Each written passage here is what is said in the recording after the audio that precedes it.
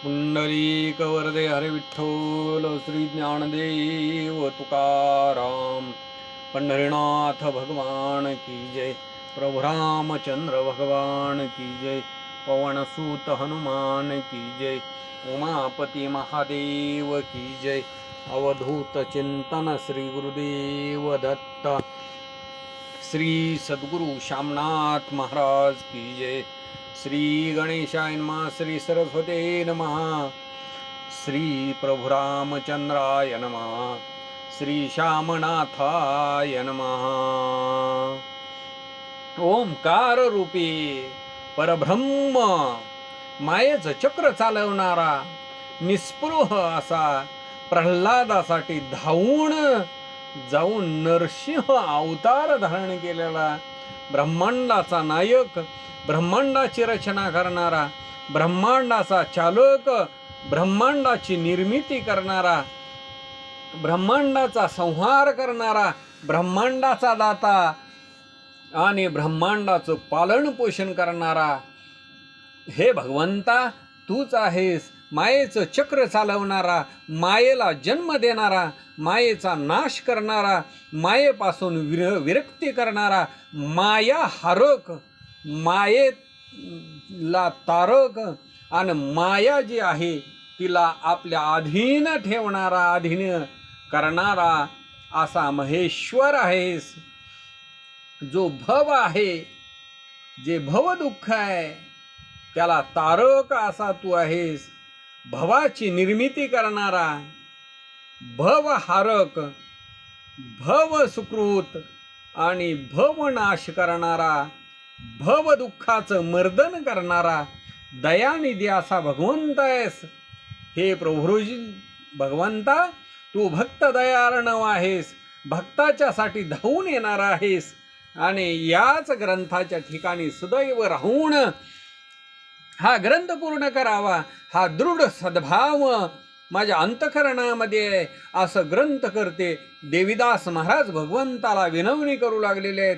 पाठीमागच्या अध्यायामध्ये कथन झालेलं आहे की रावजींनी वराह आख्यान स्वामीजींना विचारलेलं आहे आणि तेच लक्ष देऊन ऐका. 1 वर्ष पूर्ण झाली त्या काळीचं हे निरूपण आहे. द्वादशपूर नगरी ही या चराचरामध्ये, या त्रिभुवनामध्ये पावन पवित्र अशी, कोणी तिला द्वादशपूर म्हणतं, कोणी तिला बारसपूर म्हणतं. आत्ताच्या या युगामध्ये तिला बारशी असं म्हणतात. असा महिमा तिचा त्रैलोक्यामध्ये पैल पार आहे. अंबरीश राजासाठी नारायण विष्णू भगवंत द्वादशपुराला या बारशी या ठिकाणी येऊन राहिले. भगवंताने अतिशय पावन भक्तांचं उद्धरण करण्यासाठी ही नगरी पवित्र आणि पावन केली आणि भगवंत स्वतः तिथं राहिले. दुर्वास ऋषींचा शाप स्वतः स्वीकारला आणि 10 गर्भवासाची अतिशय दारुण अशी दुःख भोगली आणि त्याच दुर्वास ऋषीच्या वरती सुदर्शन चक्र सोडलं. त्रिभुवनामध्ये फिरून फिरले. ही सर्व पद्मपुराणामधली कथा आहे आणि तेच वर्णन जर करायचं म्हटलं तर हा ग्रंथ हा वाढला जाईल. म्हणून लेखणी थंडावली गेलेली आहे, लेखणी थांबलेली आहे. अशा पद्धतीनं हे द्वादशपूर पुनीत पावन पवित्र जिथं स्वतः भगवंताचा वास आहे, लक्ष्मीला बरोबर घेऊन अतिशय आनंदानं तिथं राहिले गेलेले आहेत. आणि याच ठिकाणापासून अतिशय थोड्या अंतरावरती 2 योजने म्हणजे 8 कोस अंतरावरती बालाघाट नावाचा डोंगर आहे आणि अतिशय दुस्तर असा असणारा तो पंथ आहे. सह्याद्रीची पर्वतरांग आहे आणि डोंगराळ असा असणारा भूभाग, घनदाट असं चौबाजूला वन आहे आणि तिथला थांग लागणार नाही. याच ठिकाणी प्रभू रामचंद्र आपण स्वतः पंचवटी सोडून आले. सीतामाईचा शोध घेत घेत सीता सीता सीता असा आक्रोश करत, दुःख करत प्रभू रामचंद्र शोकातूर झाले आणि त्याच वेळेला पार्वती मातेनं विचार केला की राम हा परब्रह्म अवतार आहे आणि ते स्त्री योगानं सीतामाईच्या योगानं आतुर झालेले आहेत. मग स्वतः परब्रह्म परमात्मा असताना तो स्त्री योगानं आतुर का झाले? हे काही बरवे पण नाही, हे काही चांगलं लक्षण नाही. मी त्या ठिकाणी जाईन, स्वतः सीतामाईचं रूप घेईन आणि प्रभू रामचंद्रांची परीक्षा करीन आणि मग जे कार्य आहे ते कार्य करायला लावीन. राम प्रभू हे भ्रमिष्ट झालेले आहेत. मग आता मी तिथं प्रविष्ट होईन आणि अवताराचं जे उद्दिष्ट आहे ते अवताराचं उद्दिष्ट मी त्यांना सांगेन, त्याची आठवण करून देईन. म्हणून ती जगन्माता पार्वती माता तिनं सीतामाईचं रूप घेतलं आणि स्वतः प्रभू रामचंद्रांच्या समोर त्या डोंगरावरती गेली. प्रभू रामचंद्रांनी तिला पाहिलं आणि मग सर्व योजना जाणली गेलेली आहे. महामायेला प्रभू रामचंद्रांनी ओळखलं आणि अतिशय गोड आवाजामध्ये प्रभू रामचंद्र बोलू लागलेले आहेत, ये माई, तू इथं का आलीस? मी तुझं मूळ स्वरूप जाणलं गेलेलं आहे.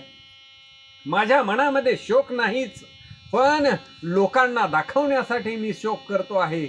आता स्वतः इथंच राहून या ठिकाणाची महती प्रकट कर आणि भक्तांचा उद्धार कर. आशीर्वाद देऊन भक्तांचं कल्याण कर.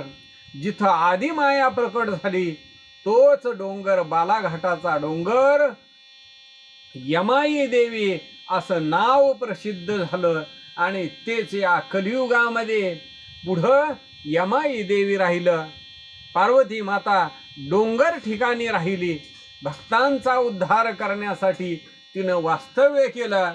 तिथंच या महाराष्ट्राच्या सरकारनं तलाव तयार केला आणि या बार्शी भागामध्ये सोलापूर जिल्ह्यातल्या गावठी भाषेमध्ये तलावाला तळ असं म्हणतात आणि मग ती तळेची यमाई म्हणूनही सोलापूर भागामध्ये, या सोलापूरच्या परिसरामध्ये, बार्शीच्या भागामध्ये, या बारसपूरच्या भागामध्ये तिचं प्रसिद्ध आहे.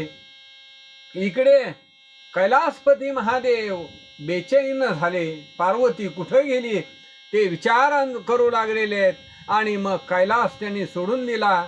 कोणत्या ठिकाणी गौरी आहे? मला सोडून दूर गेलेली आहे. म्हणून पार्वती मातेचा आपण शोध घेऊ लागले. स्वतः महादेव पृथ्वी तलावरती आले. मेरू मंदार पर्वत शोधला गेलेला आहे.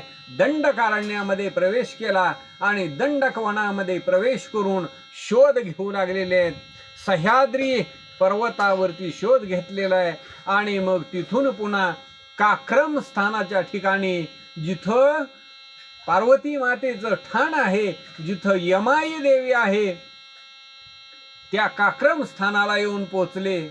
पार्वतीला स्वतः महादेवांनी पाहिलं.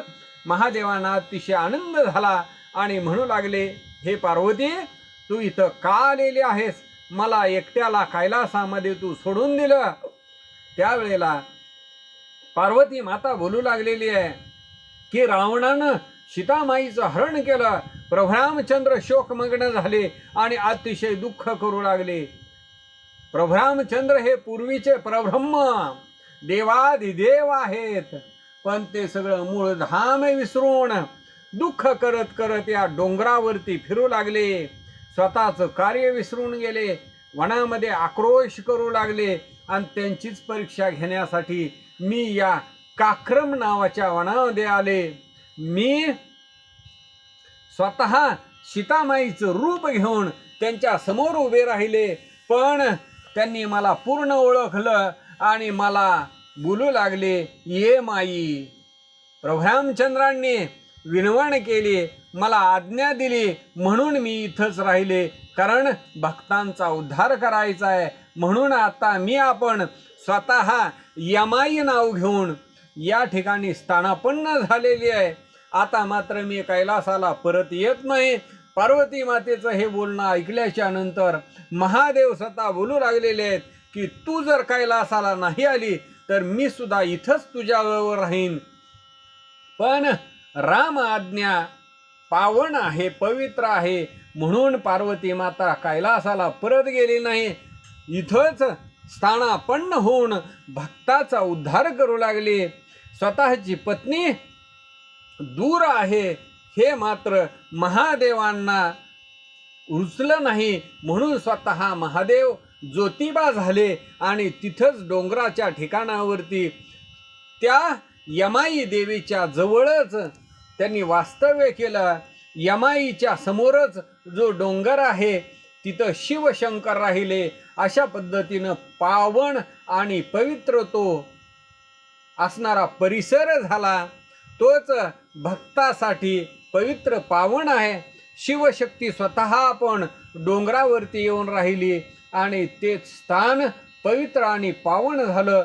त्याचं महिमान काय वर्णन करावं, पण ते निबिड असवण होतं. तिथं कुणीही माणूस जात नव्हता. क्रूर अशी स्वापद भयान त्या वनामध्ये फिरत होती. तिथं कुणाचंही जाणं येणं नव्हतं. कित्येक वर्ष लोटली.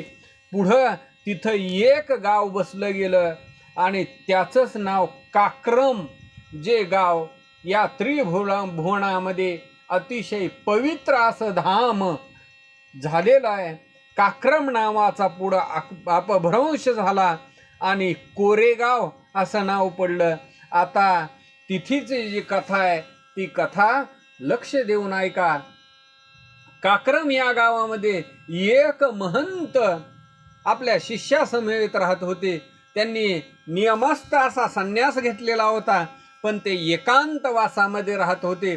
अष्टांग योग साधना करून, यम नियमानं साधना करून, डोंगरावरती यज्ञकुंड बांधून सतत यज्ञ करत होते. स्वतः प्रत्याहार करून तप आणि वार असं फळांचा आहार घेऊन रामनामानं गर्जना करू लागले. बाल ब्रह्मचारी ते महंत. त्यांचं नाव नारायण असं होतं. नियमित व्रतस्थ राहून आणि साधनामध्ये रत होऊन ते साधना करू लागले. त्यांनी लग्न केलंच नाही, ब्रह्मचर्य व्रताचं पालन केलं. आपला जो प्राण आहे त्याला आकळलं गेलं आणि स्वतः इंद्रियाचं दमन केलं. स्त्री संग काडी मात्र सुद्धा अणुमात्र त्यांना नाही. वरी त्याच्यावरती अष्टांग योग साधना आणि त्याच्यामुळं अतिशय निर्वाण असं तप झालं. देवांचा राजा इंद्र सुद्धा चळचळ कापू लागला. मैथुनापासून विरक्त स्वतः राहिलेले महंत. आणि त्याच वेळेला काय झालं पुढं ऐका. स्पर्शन, स्मरण, क्रिया, संकल्प, कीर्तनम, उपाय, गुह्य भाषणम ही मैथुन आहेत. मैथुनाचा एक एक प्रकार महंतांनी साचार आचरण केलेला आणि तेच मी सविस्तर सांगतो असं स्वामी आणि रावजींना बोलू लागलेले आहेत, सांगू लागलेले आहेत. काम विषय मनामध्ये आणून त्याचं कदापि स्मरण करू नये. त्याच्यामुळं व्रताचा भंग होतो आणि ब्रह्मचर्य व्रताचं पतन होतं.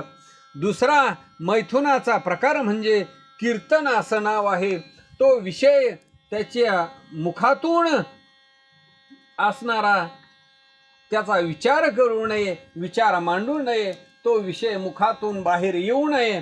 त्याच्यामुळं सुद्धा व्रतभंग होतो. तिसरा असणारा प्रकार जो आहे तो मनामध्ये काम जर निर्माण झाला तर मग तोच काम रात्रंदिवस खेळ करतो, ज्याच्यामुळं व्रताचं पतन होतं. चौथा जो प्रकार आहे तो मनामध्ये काम वासना उत्पन्न झाल्याच्या नंतर स्पर्श करण्याचा विचार आला तर मग त्यावेळेला सत्वर ही व्रताची हानी होते. पाचवा प्रकार म्हणजे गुह्य भाषण जे आहे, एकांतामध्ये कामाविषयी जर बोललं गेलं तर त्यालाच त्या व्रताला विघ्न होतं. आणि मैथुनाचा संकल्प मनामध्ये जर केला गेला तर त्याच्यामुळं सुद्धा व्रताचा भंग होतो. हा 6वा प्रकार आहे. 7वा प्रकार, काम इच्छा जर प्रखर झाली तर मग ब्रह्मचर्य व्रत हे तडीपार होतं. आणि 8वा जो प्रकार आहे, जो सगळ्यामध्ये शिरजोर आहे, प्रत्यक्ष असणारा संभोग झाला तर मग सगळ्या असणाऱ्या व्रताचा भंग होऊन जातो. जागृत अवस्थेमध्ये, स्वप्न अवस्थेमध्ये, सुसुप्ती अवस्थेमध्ये तिन्ही अवस्था शमून स्वतः असणारा काम विचार सोडून इंद्रियांचं दमन, स्मरण केलेलं कायेनं आणि वाचेनं, मानसिक त्रिविधात्मक त्याचं शमन करून अवंचक असा ब्रह्मचारी अशा रीतीनं ब्रह्मचर्याचं पालन महंत जे होते ते विधिविधानानं करत होते. दारुण असं तप त्यांनी केलं. त्याच वेळेला त्यांना दारुण असं विघ्न आलं. काय विघ्न आलं तेच निरूपण सांगतो, लक्ष देऊन ऐका असं ग्रंथकर्ते सांगू लागलेले आहेत. महंत हे हठयोग साधना करू लागलेले आहेत. परिपूर्ण असे सर्वांगाण झाले आणि त्याच वेळेला विचार करू लागलेले आहेत की हा जो देह आहे या देहाला आपण आता सोडून द्यावं. मनामध्ये विचार केलेला आहे आणि म्हणू लागलेले आहेत मला आता दिव्य ज्ञानाची प्राप्ती झालेली आहे. मी मूळ कुठला कोण आहे हे सगळं मला योगाच्या बळानं कळालं गेलेलं आहे. आता या पृथ्वी तलावरती राहण्याचे आपला कार्यकाळ संपलेला आहे आणि म्हणून या देहातून मुक्त व्हावं आणि स्वतः आपण निज धामाला वैकुंठाच्या ठिकाणी जावं जिथं पुनर्जन्माचा विषयच नाही. मी तप आचरण केलेलं आहे त्याच्यामुळं ही संधी मला प्राप्त झालेली आहे. आता काहीही वेळ न दवडता या देहाचं सार्थक करावं म्हणून महंतांनी आपण देह विसर्जन करण्यासाठी पद्मासन घातलेलं आहे आणि समाधी लावून बसले गेलेले आहेत. वायूचं नियमन केलं गेलेलं आहे. समाधीस्थ होऊन एक एक चित्तवृत्ती ही नाहीशी केली गेलेली आहे. चित्तवृत्तीचं शमन केलेलं आहे. निज प्राण जो आहे तो वाकळला गेलेला आहे. काही एक क्षणाचा अवकाश पूर्ण होण्यासाठी राहिलेला होता पण सगळं जे कार्य आहे त्या कार्याचा कार्यनाश झाला. काय झालं हे सावध चित्तानं ऐका. देहाचं विसर्जन करण्यासाठी उंच डोंगरावरती जाऊन बसलेले होते आणि तिथंच असणारं डुकरांचं आगमन झालं. प्रणयानं मग्न झालेली ती डुकर आणि त्याची मादनी ही महंताच्या समोर आलेली आहे आणि त्याच वेळेला अनिवार कामातूर झालेली ती डुकराची नर मादी तिथं प्रणय करू लागली. ते महंतांनी पाहिलं आणि मग त्याच वेळेला त्या दोघांना दूर हाकलण्याचा प्रयत्न करू लागलेले आहेत. पण प्रारब्ध हे कसं आहे बघा, ते पुन्हा पुन्हा तिथंच फिरून येऊ लागलेले आहेत. तो सुकर तो कामांध झालेला होता आणि मग त्याच वेळेला ते तिथं असणारे क्रीडा प्रकार करू लागले. तिथून थोडे सुद्धा दूर जाईनासे झाले. शिरजोर झालेला काम वासनेनं व्याप्त झालेला तो जो नर होता त्यानं अलक्ष्य असा असणारा शिरजोर झालेला होता. त्यावेळेला महंताने त्याच्याकडं लक्ष दिलं नाही आणि स्वतः समाधीमध्ये बसले गेलेले आहेत. पण ऐक्यत्व मात्र मनामध्ये नाही. समोर दृश्य पाहिलं गेलेलं आहे. मन महंतांचं अस्थिर झालं आणि त्याच्यामुळं एकाग्र चित्त नाही, चित्तामध्ये व्यत्यय आला गेलेला आहे. स्वतः अतिशय त्वरित तिथून उठले गेलेले आहेत आणि जे विवर होतं त्या विवरामध्ये त्या गुहेमध्ये समाधीसाठी निघून गेले.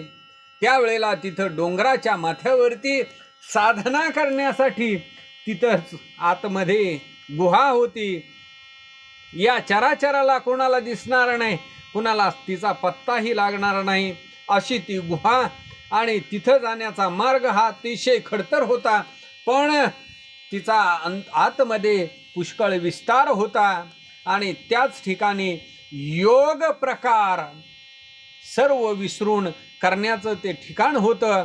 विवरामध्ये यज्ञकुंड निर्माण केलेला होता आणि त्याच विवरामध्ये त्या गुहेमध्ये यज्ञ याग अखंड चालू होता. मायेचं बळबंड तोडून द्वैताचा खंड करून साधना करण्याचं ते ठिकाण होतं. आणि अनेकही त्याच ठिकाणी आपण स्वतः तुळशी वृंदावनाची निर्मिती केलेली होती. रात्रंदिवस योगाचा अभ्यास आसन घालून एकाग्र चित्तानं केलेला होता. अनेक ग्रंथ जमा करून त्याचे निरंतर स्वाध्याय केलेले होते. सार आसार काय आहे याची सर्व उकल केलेली होती. असं ती पवित्र गुहा आणि त्याच ठिकाणी महंत जाऊन पोचलेले आहेत. पण मनामध्ये मात्र काम वासनेनं ते जे वराह आणि त्याची मादी त्याचा मात्र विसर काही पूर्णत्वानं झाला नाही. विवरामध्ये स्वतः आपण गेलेले आहेत.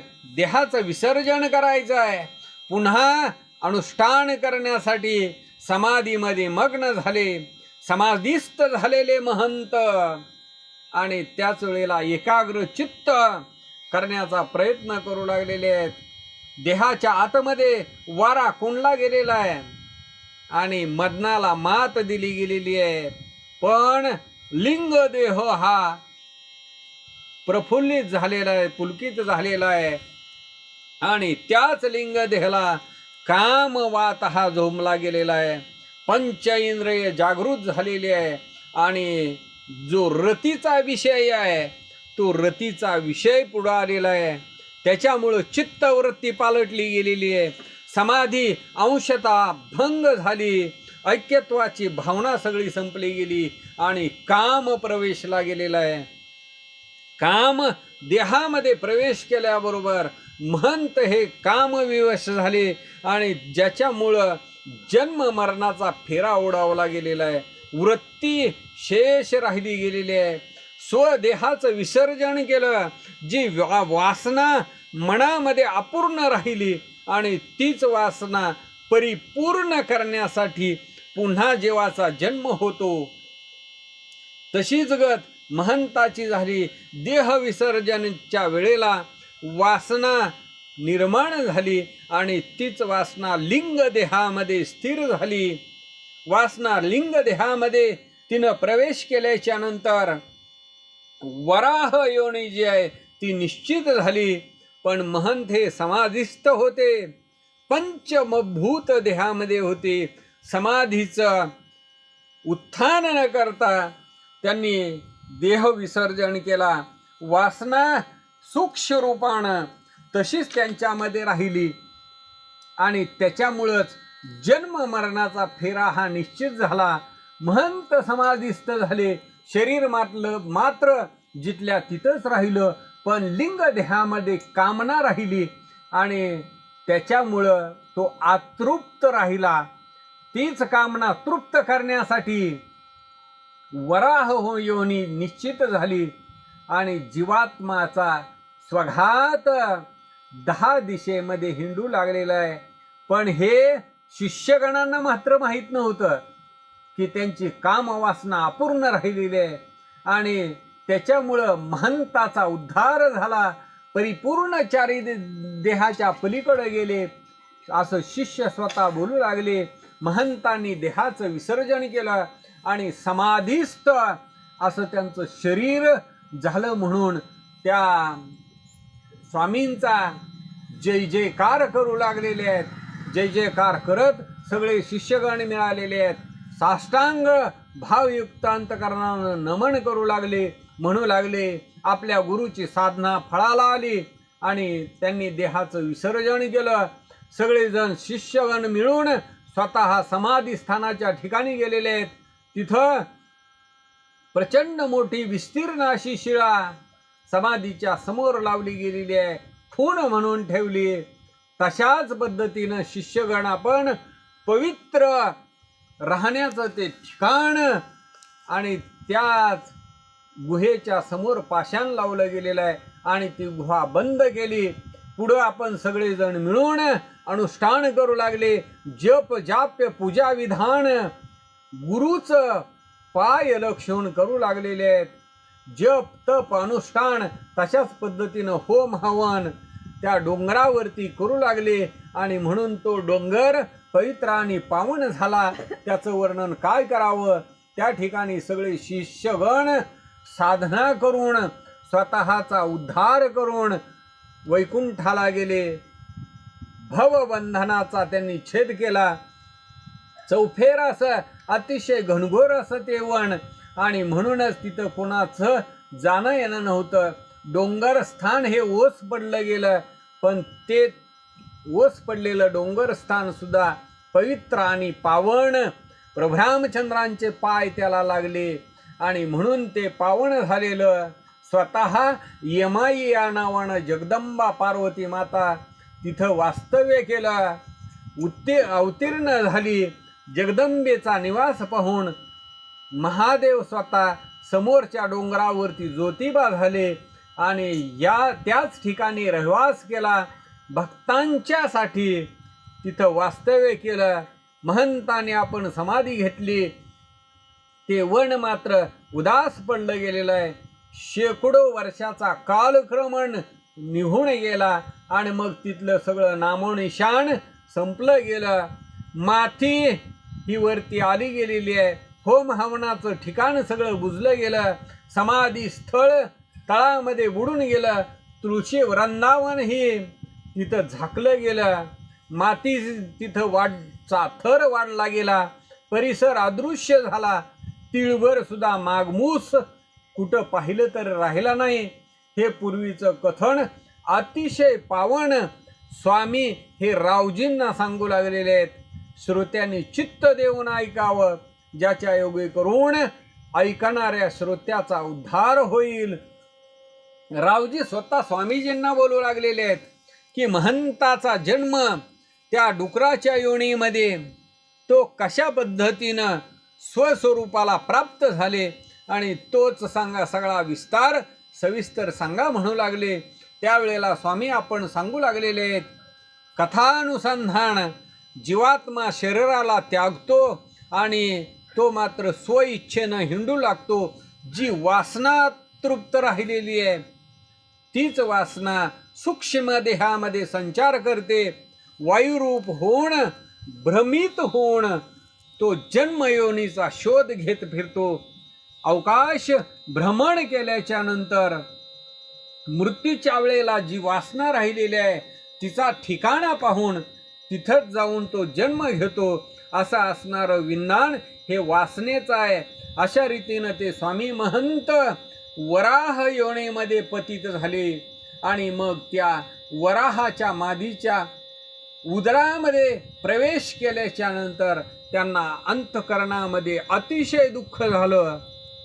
जन्मयातना गर्भवासाचं दुःख हे अतिशय दारुण आहे. आपण स्वतः त्याचा आता भोग घ्यायचा आहे. आपण वराह जन्माला आलेलो आहे आणि त्याच्यामुळे त्यांचं मन अतिशय उद्विग्न झालं.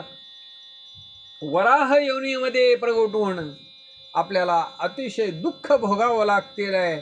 पण पूर्वजन्माची आठवण त्यांना झाली आणि ते रडू लागलेले आहेत. म्हणू लागले मी स्वतः तपाचरण केलं, अष्टांग योग साधना केली, पण हे दुश्चिन्ह मला घडलं गेलेलं आहे. पशुच्या जीवाला मला यावं लागलं. ब्रह्मचर्य व्रताचं मी पालन केलं. निष्ठेनं मी परिपूर्ण अशी साधना केली, पण माझं जे ठेवा होता तो मला लाभला नाही. माझं हनन झालं.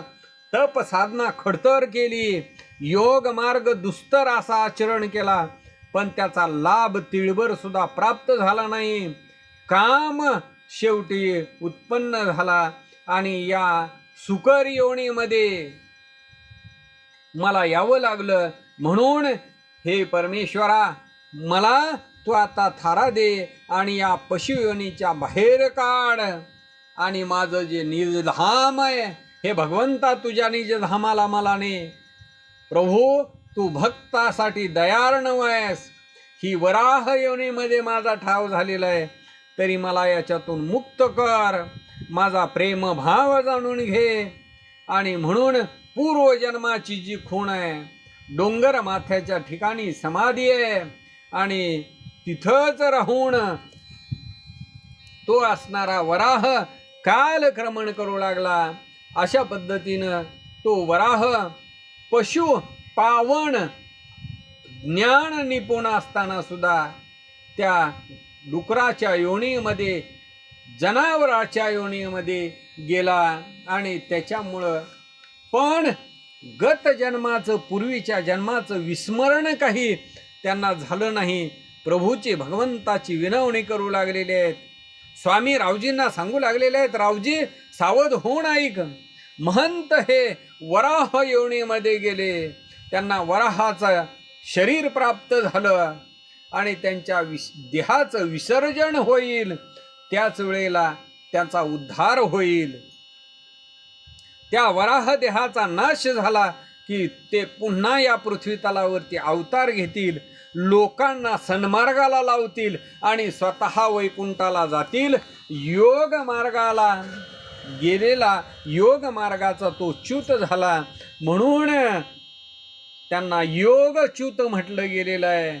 आणि जगाला अचंबित होईल अशी शांत समाधी. म्हणून हे रावजी माई बोलतो ते ऐक.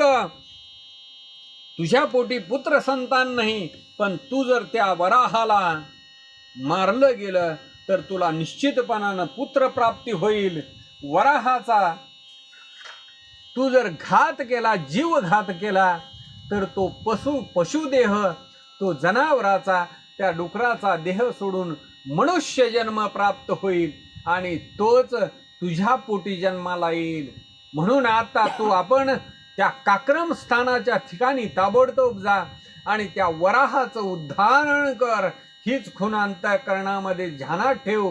तू म्हणशील की स्वतः आपण त्या वराहाचा शोध कसा घ्यावा, तरी त्याची खूण सांगतो, सावधपणानं ऐक. त्या ठिकाणी कोरेगावच्या डोंगरामध्ये अनेक वराह हिंडतायत आणि त्यांना तू मारू नको. त्यांच्यापासून मात्र तू अलिप्त राहा. त्या सर्व वराहामध्ये, त्या सर्व शुक्रामध्ये भिन्न असा वेगळा एक दिसेल, ज्याच्या अंगावरती पट्टे आहेत आणि तो वाघासारखा दिसतोय. बळबंड असा तो आहे, शुकर आहे आणि तो कुणालाही गुमानत नाही. सगळ्यांच्या मध्ये शिरजोर गुरगुर गुरगुर करणारा, अतिशय निडर असा, त्याला पाहिल्याबरोबर अंगाचा थरकाप होईल असा भयावह दिसणारा तो आहे. पण त्याला मारण्यासाठी एक सुलक्षण असा उपाय आहे, तो मी तुला सांगतो. सावधानपणानं ऐक. तो जो वराह आहे त्याचा डावा कान आहे, त्या डाव्या कानावरती तू प्रहार कर, घाव घाल. त्याबरोबर तो जो वराह आहे तो पूर्णत्वानं तात्काळ मरण पावेल आणि मग अंतःकरण माझा अंतःकरण जाणून तू त्या काक्रम नावाच्या डोंगरावरती जा. त्या डुकराचा शोध घे आणि त्याला ठार मार. त्या वराहाच्या योनीतून त्याची सोडवणूक कर. अशा रीतीनं स्वामींनी आपण सांगितल्याच्या नंतर ते वराह लक्षण सांगितलेलं आहे आणि मग स्वतः तू गमन कर, ताबडतोब जा असं सांगितलं. श्री गुरूंची आज्ञा केलेली आहे आणि त्याच वेळेला रावजी तिथून उठले गेलेले आहेत. साष्टांग असं नमन स्वामीजींना केलेलं आहे आणि बोलू लागलेले आहेत, हे स्वामी, आपण त्रिकाल ज्ञानी आहात. भूतकाळ, भविष्यकाळ, वर्तमान काळ सगळं जाणणारे आहात. पुढची निज खूण जाणली गेलेली आहे आणि मला गमन करण्यासाठी सांगितलं गेलेलं आहे. पण माझी एक विनंती आहे की मी हे सगळं सांगितलेलं सत्य कसं म्हणावं. तोच वराह पुन्हा माझा मुलगा होऊन माझ्या पोटी जन्माला येईल, हे मी सत्य कसं म्हणावं, हे खरं कसं म्हणावं. महंत माझ्या पोटी जन्म घेतील आणि तीच खूण काय आहे ती मला सांगावी. माझ्या मनातला जो संशय आहे तो संशय दूर करावा. असं रावजीचं बोलणं ऐकल्याच्या नंतर स्वामी स्वतः आपण सांगू लागलेले आहेत आणि तीच खूण सांगू लागले. सावधानपणानं ऐका. तुला वर्तमान सांगितलं गेलेलं आहे. तुला काय सांगितलं आहे? तो वराह जो आहे त्याला तू ठार मार. त्याच्या डाव्या कानावरती प्रहार केल्याच्या नंतर त्याला मरण प्राप्त होईल आणि डाव्या कानावरती घाव घातल्याच्या नंतर तीच खूण पुन्हा मुलाच्या ठिकाणी प्राप्त होईल. रक्त रंजित असा कान त्या बाळाचा जन्मल्याबरोबर दिसेल. डाव्या कानाला जखम असेल. तशाच पद्धतीनं बाळाची दुसरी खूण तुला सांगतो.